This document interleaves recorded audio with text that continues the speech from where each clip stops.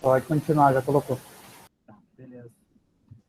Bom, então, partindo para a introdução, nesse primeiro momento, né, de início, queria enfatizar a importância, né, e o papel que as estruturas LEED têm no quesito de gerenciamento das águas pluviais, né, principalmente quando elas estão inseridas, né, no ambiente urbano. Então, diversos estudos têm demonstrado isso, a efetividade desse tipo de estrutura, pelos seus multibenefícios que ela apresenta, né, benefícios de natureza direta e muitos outros de forma indireta. Esses benefícios também performam tanto localmente como ao longo de toda uma extensão regional, né? Então, é muito importante esse tipo de estrutura, já vem consagrado no meio literário, a efetividade delas em muitos focos, mas principalmente aqui, como foco, né, do meu trabalho, do nosso trabalho, que é a gestão, o gerenciamento das águas pluviais. No Brasil, esse tipo de prática ainda vem de uma forma um pouco tímida, né, mas não tem como a gente fugir disso, afinal de contas, é uma estrutura com uma efetividade já comprovada. Então, quando um gestor, ou eventualmente um engenheiro, enfim, algum cientista propõe a utilização desse tipo de estrutura, ele acaba se embasando, né, o projeto em si e toda a contextualização, o local de implantação, a sua efetividade para um determinado contexto, por meio de um processo que eu chamei aqui, né, de simulação hidráulico-hidrológica. E, obviamente, que o modelador, ele não vai conseguir fugir de uma indagação que faz referência justamente a qual que é o nível de discretização espacial, né, que esse modelador vai ter que utilizar para representar no modelo toda a parametrização, o seu espaço físico, né? E aqui, quando eu me refiro em termos de discretização, a gente pode dividir isso em 3 parcelas. A primeira que eu faço menção é a discretização hidráulica, ou seja, qual que é o nível de discretização do sistema hidráulico que eu vou utilizar para construir, né, o meu modelo. Na sequência, qual o nível de discretização sob a ótica hidrológica que eu vou utilizar para representar o meu espaço físico dentro do modelo? Qual que vai ser a minha unidade mínima no qual vão ocorrer os processos hidrológicos? E, por fim, o que eu chamei de estrutura LEED, né? Ou seja, qual que é a discretização do LEED dentro? Como eu vou representar ele dentro do modelo? Qual o posicionamento dele na bacia e como isso se traduz para o modelo? Então, esses 3 elementos são particularmente importantes, porque, basicamente, a gente tem superfícies, né, meios urbanos, com uma mescla muito grande de elementos distintos, né? E isso dá uma característica de heterogeneidade, né, a esse ambiente que a gente vai modelar. E alguns estudos sugerem justamente isso, que diferentes níveis de discretização, né, ou seja, dependendo da escala que eu utilizar, aliado à heterogeneidade da superfície, eu tenho ali uma relação não linear entre a transferência de um parâmetro de uma escala para outra, né?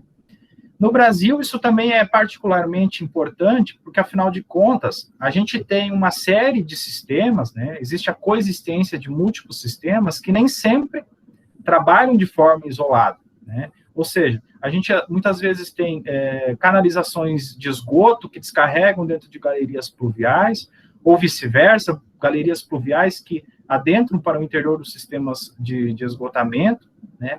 A própria expansão das cidades, né, a urbanização, nem sempre tem uma legislação que dita o modo, da forma como isso deveria acontecer. Às vezes essa legislação existe, porém ela é inadequada em termos técnicos, né? Às vezes ela até é adequada, e às vezes ela até existe, porém o alinhamento da expansão urbana com essa legislação também nem sempre é efetiva, né?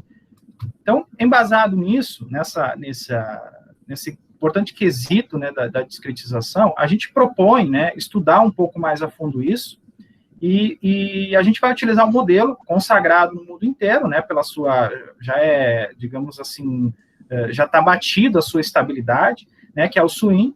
Cada modelo tem diferentes formas de ser construído, porém eles têm, né, um objetivo final em comum, né?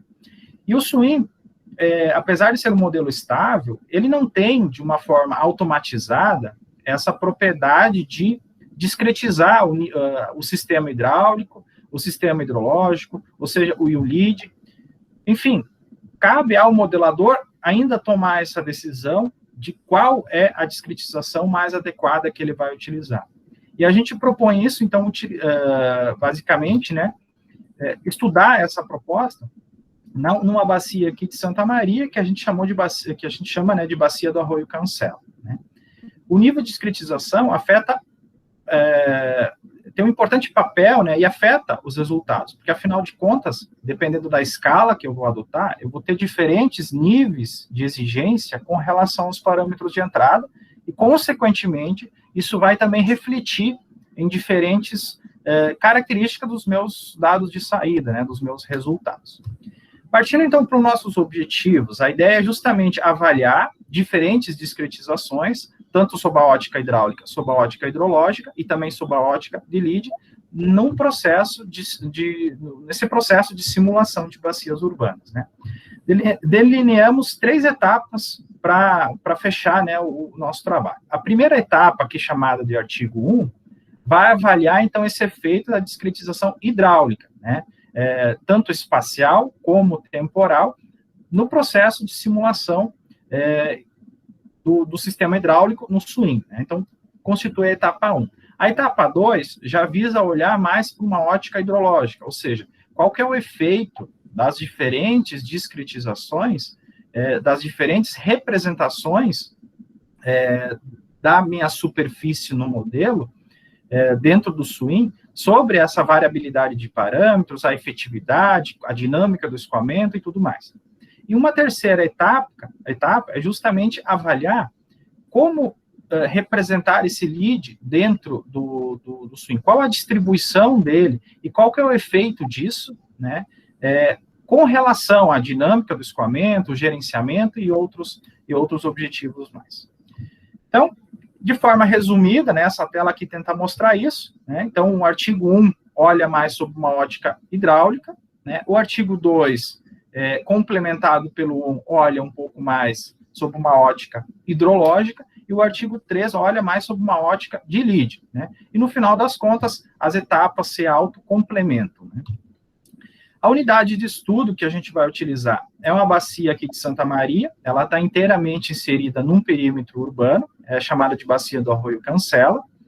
É uma bacia relativamente pequena, tem aproximadamente 5 quilômetros quadrados, é cortada longitudinalmente por um curso d'água principal, de aproximadamente 3 quilômetros, e ele tem um afluente principal, né, de aproximadamente quase 1 quilômetro, né, esse afluente. Essa bacia, ela foi basicamente monitorada no ano de 2003, 2004, 2005, por uma pessoa chamada Joaquim Garcia, que fazia parte do grupo do GEhidros, que é um grupo aqui de estudos, né, dos recursos hídricos aqui da UFSM. Esses dados ficaram disponíveis no GEhidro, e o GEhidros gentilmente cedeu esse conjunto, esse banco de dados, para que a gente pudesse dar efetividade, né, à nossa proposta. Então, existe ali um banco de dados, né, o banco de dados em termos de chuva e vazão, monitoradas, né, durante esse período. Em termos hidrológicos, né, uma característica básica da bacia é que ela tem uma grande extensão urbanizada, então, mais a norte, a oeste, ela tem a presença de uma intensa urbanização, isso corresponde a aproximadamente 60% da bacia, e mais ao sul e ao leste, ela tem uma quantidade ainda expressiva de vegetação. Essa vegetação dividida entre áreas de maior porte e áreas, né, com vegetação rasteira, né? É cortado por rodovias, a urbanização é predominantemente horizontal, então dá para perceber a heterogeneidade em termos hidrológicos desse meio, e isso dá também um particular desafio à nossa modelagem. Em termos hidráulicos, então, essa tela aqui tenta mostrar o seguinte, né, que ao longo de toda a extensão, né, ela tem um curso principal, como a gente viu antes, de 3 quilômetros, alimentado por um afluente, e intercalado a esse curso natural, existem a presença de alguns elementos artificiais, né, então, alguns elementos com seções regulares. Então, existem ali de diferentes tamanhos, geometrias, o próprio material constituinte também é diferente. Às vezes existe uma linha de tubulação, às vezes existe um par, às vezes, enfim. Então, uma série de elementos que trazem uma característica de heterogeneidade também para o sistema hidráulico especificamente, né? Então, aqui, essa tela que mostra, existem várias seções, tem uma parcela ainda irregular, né, ou seja, com o seu formato natural, e intercalado, né, ao sistema, e praticamente todo o efluente dele é canalizado, né, com diferentes trechos, diferentes geometrias, diferentes tamanhos e também materiais constituintes. Bom, a partir desse banco de dados, né, de chuva e vazão, a gente selecionou 22 eventos. Esses 22 eventos foram distribuídos com diferentes volumes, intensidades, foram coletados em diferentes épocas do ano e vão embasar o nosso processo de calibração e validação do modelo. Por que essa unidade de estudo foi escolhida? Primeira coisa, obviamente, pela disponibilidade de dados, né? Então, coisa que nem sempre existe essa disponibilidade. O segundo ponto é justamente essa característica hidráulica um pouco distinta, ou seja, essa mistura, né, de elementos dentro de um sistema, dentro do sistema hidráulico. E a terceira, que é uma bacia, que aqui em Santa Maria, historicamente, ela vem marcada pela incidência de grande quantidade de inundações. Então, despertou interesse estudar um pouco mais sobre essa bacia, assim como outros autores já fizeram. Partindo, então, para a etapa 1, que trata basicamente da discretização da rede hidráulica, né, da bacia. Então, a gente propõe avaliar a discretização, qual é o efeito da discretização do nosso sistema hidráulico sobre o processo, né, sobre o processo de modelagem. A gente propõe 2 níveis de discretização, uma discretização que a gente chama de tradicional e uma discretização que a gente chama de ASD, cuja sigla, mais ou menos no inglês meio fraco, quer dizer Artificial Spatial Discretization. A gente vai abrir cada uma delas. Então, partindo dessa discretização tradicional, o que consiste nela? Consiste em representar, dentro do swing, todo o sistema hidráulico dessa bacia, tal qual, ou tão próximo quanto, ele é na vida real, e fruto, né, do qual a gente levantou em campo todo o sistema. Então, a gente representou tal qual esse levantamento, foi traduzido, então, para o swing.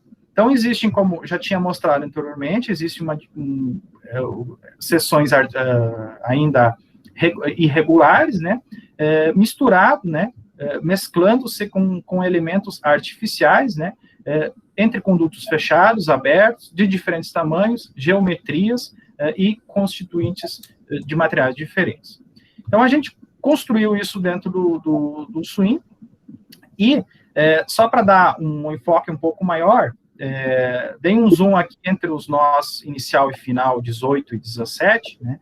Então, dentro do swing, basicamente, a gente tem, então, esses PVs, né? E a gente tem, então, aqui um trecho que vai servir como unidade de cálculo, né? Uma declividade constante, nesse caso, uma seção irregular, né? Então, a nossa unidade de cálculo tem toda essa extensão aqui e ocorre, né, entre 2 PVs distintos, né? O 18 e o 17. Partindo agora para um segundo nível de discretização, que é o que a gente chamou de ASD, o que consiste basicamente isso? Ou seja, o ASD visa pegar essa discretização tradicional e criar pontos intermediários como unidades básicas de cálculo, né? Ou seja, cria PVs fictícios intermediários a esse trecho, né, a esse lance de trecho, criando unidades de cálculo menores, e, segundo alguns estudos sugerem, isso dá um ganho de estabilidade, dá um ganho, né, de qualidade na simulação. É claro que, do ponto de vista prático, dependendo do tamanho da bacia, isso se torna um pouco inviável de fazer manualmente. Então, aqui a gente utilizou esse algoritmo, disponibilizado por Pachali em 2020, que é o ReSwing, que justamente automatiza esse processo de discretização da rede hidráulica. Então, se a gente pegar de novo aquele trecho, agora, dentro da abordagem do ASD, a gente pode ver, então, essa seção transversal aqui, a 18 e a 17, dá para ver que tem uma série de PVs intermediários, que são fictícios, basicamente, né, e que servem como unidades intermediárias para a realização dos cálculos, né, a propagação, a resolução do equacionamento de propagação. Aliado a essa discretização física da rede hidráulica, a gente também propôs a utilização de dois passos de tempo para a realização da nossa simulação. O primeiro passo de tempo é aquele dado pela documentação do SWIM, né? E o segundo passo de tempo, proposto por alguns estudos mais teóricos e também basado por um estudo em menor escala, né, proposto por Vasconcelos, sugere que a gente use 10% daquele tempo, né, um passo de tempo corresponde a 10% do tempo dado pela documentação do SWIM. Então, a gente vai utilizar esses dois níveis de discretização temporal, né, juntamente com os dois níveis de discretização física, né, do sistema hidráulico, para a realização, então, das simulações. Então, basicamente, o que vai acontecer? A gente vai pegar aqueles 22 eventos que eu mostrei nas telas anteriores. Para cada um dos eventos, a gente vai rodar o modelo dentro de uma discretização tradicional, para cada um dos passos de tempo, né, o dado pela documentação do SWIM e sugerido por Vasconcelos, e também um segundo nível de discretização, que é o ASD, também para ambos os passos de tempo. Esse processo de simulação vai ocorrer de uma forma manual, sempre procurando a gente casar e obter o melhor ajuste entre aquela vazão observada lá do monitoramento com a vazão simulada aqui pelo nosso modelo. Durante esse processo, a gente vai avaliar basicamente qual que é o esforço computacional necessário para realizar cada uma dessas simulações, qual que é a estabilidade numérica do modelo para cada uma delas, e também qual que é o nível, o tamanho, a grandeza do erro de continuidade, né, durante esse processo de simulação.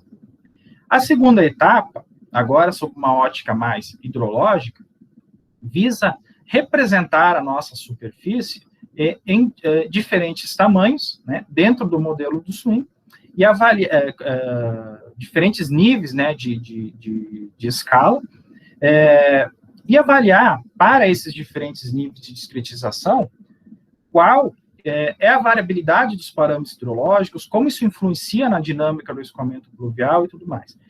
No final das contas, a gente vai tentar criar uma relação entre qual é a complexidade do meu modelo, qual o nível de discretização e qual a previsibilidade em termos de resultado que eu vou ter, né? É claro que maiores níveis de discretizações têm um impacto sobre os dados de entrada, como também, obviamente, tem um impacto sobre os dados de saída. Então, a gente propôs 3 níveis de discretização, que aqui a gente chamou de concentrado, semi-distribuído e distribuído. Se eu não me engano, no texto foi mencionado como discretização em subbacia. Né? Bom, abrindo cada uma delas. O nível concentrado trata a bacia como uma unidade inteira, homogênea, né? Ou seja, os processos hidrológicos acontecem de forma homogênea, uniforme dentro dessa bacia, e para parametrizar isso dentro do SWIM, basicamente se usa parâmetros médios, né? Ou seja, uma parametrização média para representar toda a bacia. Isso é particularmente útil, né, quando a gente não tem disponibilidade, né, de dados, ou seja, a gente não tem uma riqueza muito grande de informações sobre aquela bacia. O segundo nível de discretização pega aquela área concentrada e divide em 5 unidades menores, sempre respeitando o critério topográfico. Né? Agora, já de uma forma mais detalhada, né, ainda um pouco grosseiro, mas já de uma forma mais detalhada, cada unidade dessas ocorre de forma independente os processos hidrológicos, e cada unidade dessa tem também os seus próprios parâmetros hidráulicos e hidrológicos dessas pequenas parcelas aqui. Então, esse nível de discretização já é um pouquinho maior do que o nível concentrado, e ele permite já entender um pouco mais a fundo como acontecem os processos hidrológicos dentro dessa bacia. E o terceiro nível de discretização divide aquela área em 17 unidades menores, de novo, respeitando o critério topográfico, né? Então, formam-se aqui 17 subbacias, né, por assim dizer, onde cada qual dessa unidade vão acontecer os processos hidrológicos de uma forma uniforme, né? Claro que esse tipo de representação exige um detalhamento maior dos dados, porque, afinal de contas, eu vou ter toda a gama e conjunto de parâmetros para cada uma dessas bacias agora, né? Então, como havia dito, né, dentro dessa abordagem distribuída, né, necessitam-se, né, de um maior nível, né, de detalhamento dos parâmetros. Bom, para cada uma das discretizações, a gente pegou, da mesma forma, aqueles 22 eventos, que têm diferentes volumes e tudo mais, e procurou ajustar vazão observada e vazão simulada, por meio dessas métricas, né, do NEST, do PBAES, do R quadrado, procurando obter o melhor ajuste, né, dessas 3 métricas, e procurando entender como acontece a variabilidade dos parâmetros, como acontece as mudanças na dinâmica pluvial para cada uma dessas discretizações. Ao final das contas, a gente vai conseguir fornecer informações quanto à natureza da discretização, quais são os parâmetros que mais são afetados e como isso implica, né, no resultado final. E a terceira etapa fala basicamente do LEED, né? Ou seja, a gente propõe diferentes representações do LEED dentro da superfície e dentro do modelo do SWIM e tenta avaliar como isso afeta, né, os resultados em termos de controle, né, em termos de gerenciamento do escoamento pluvial e dentro da dinâmica também do escoamento. A gente selecionou aqui um LEED, que é o telhado verde, é uma escolha preliminar, nada nos impede de, ao avançar na nossa proposta, a gente optar por outros, ou uma mistura de LEEDs, e a gente propõe aqui 3 cenários distintos, né, que é o primeiro sem a presença do LEED, o segundo tendo um LEED concentrado, e o terceiro tendo um LEED distribuído, né, assim chamado aqui no texto. Então, a gente pegou uma área dessa bacia, né, extraiu uma parcela, que é a subbacia E, né, então, basicamente, representada por esse contorno aqui que vocês podem ver na tela. Da área total da bacia, corresponde a aproximadamente 5,5%, né, fechando em aproximadamente 27,5 hectares. O que a gente fez? A gente pegou essa parcela, né, dessa subbacia, mapeou todas as possibilidades, todos os locais com potenciais usos de telhado verde, e aqui a gente usou um critério bem básico, que definiu, hipoteticamente, edificações com uma área maior que 100 metros quadrados, então mapeou todos os pontos que tinham essa potencialidade de usar telhados verdes, né? Então, basicamente, da área total da bacia, 60% era constituído de área impermeável, né?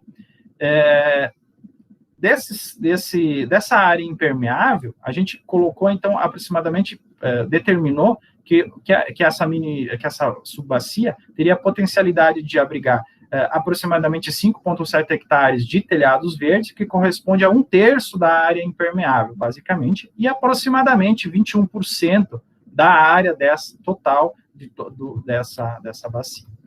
A gente definiu, então, 3 cenários. O primeiro, que é construir o nosso modelo dessa bacia dentro do SWIM, sem o uso do LEED, então, é a representação crua, né, dessa bacia. No segundo nível de discretização, a gente utilizou concentrado, ou seja, no LEED, no SWIM, como é feita a representação? Além da parametrização do LEED, né, dentro do SWIM, o que a gente faz? A gente fornece ao SWIM a informação de que quanto da área impermeável é ocupada pelo LEED. Então, nesse caso, a gente chamou isso de concentrado. Dá para perceber que não existe ali uma distinção entre o posicionamento, onde esse LEED está posicionado e tudo mais. Então, a gente chamou isso de concentrado, ou seja, de toda a área impermeável, 1/3, basicamente, foi constituída, então, pelos telhados verdes. E um terceiro nível de discretização é o que a gente chamou de LEED distribuído, né? Ou seja, a gente dividiu essa mesma área em 10 unidades diferentes, né? E cada uma agora teria a sua parcela de telhado verde, e cada parcela contribui independentemente para a geração do escoamento. E a ideia é justamente avaliar se esse nível de discretização dentro do modelo surte algum efeito, né, e qual o tamanho, qual a característica desse efeito sobre a dinâmica do escoamento. Como essa é uma ideia preliminar, nada nos impede de, eventualmente, utilizar, quem sabe, mais um nível de discretização para tentar entender mais a fundo ainda qual é o efeito dessa discretização sobre a dinâmica, né, do escoamento. Então, depois de ajustado o swing, né, todos os parâmetros hidráulicos, hidrológicos inerentes à bacia, que a gente, obviamente, vai utilizar das etapas 1, da etapa 2, a gente vai pegar aqueles 22 eventos, mais uma vez, vai simular esses eventos em termos de volume, né, forma do hidrograma, alguns tempos, por exemplo, tempo do início do escoamento, tempo de pico, fim do escoamento, entre outros. Enfim, de modo geral, a gente vai procurar entender para diferentes representações o reflexo disso, né, sobre a dinâmica, né, de como ocorre, né, o escoamento pluvial. Bom, então, só para finalizar, basicamente, o trabalho consiste nessas 3 etapas, elas se autocompletam, né? Então, a primeira etapa olha um pouco mais sobre uma ótica hidráulica, a segunda etapa trabalha um pouco mais a questão hidrológica, né, da discretização, e a terceira etapa, porém não menos importante, trabalha justamente sobre essa ótica do lead, né, essa discretização do lead na bacia. Bom, eu quis fazer uma apresentação bem simples, bem sucinta, só para pincelar um pouco a proposta. Mais uma vez, agradeço a disponibilidade da banca e fico à disposição para os devidos questionamentos. Obrigado.